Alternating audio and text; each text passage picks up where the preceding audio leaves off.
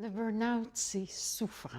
On entend souvent parler des coûts pour l'entreprise, des coûts en santé mentale, mais on ne parle pas suffisamment de la souffrance pour la personne elle-même qui le vit. Est-ce qu'on peut le prévenir? Bien, la bonne nouvelle, c'est ça. Oui, on peut le prévenir.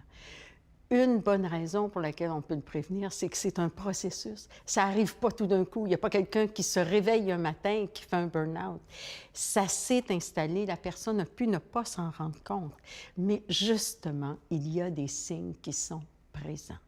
Et il faut être soi-même présent à ces signes-là.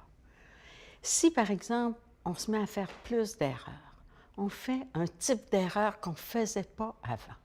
On a de la difficulté à se concentrer. On n'arrive pas à terminer les choses. On est fatigué, mais on n'arrive pas à se reposer. Parce qu'il faut savoir qu'on est fait pour se fatiguer. Être fatigué, ce n'est pas un problème dans la vie. Ce qui est un problème, c'est de ne jamais arriver à se reposer.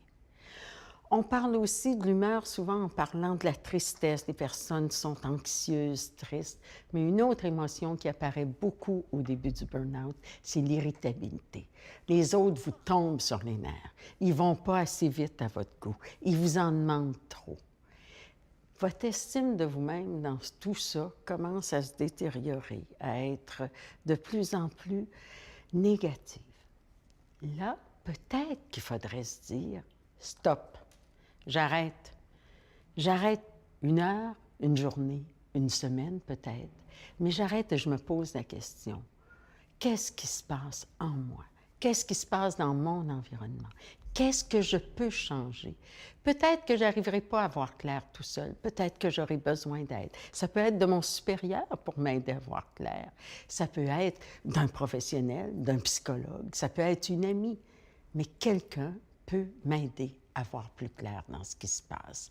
Et je dois voir clair pour faire les bons choix parce que c'est à l'avantage de tout le monde de prévenir plutôt que d'avoir à guérir.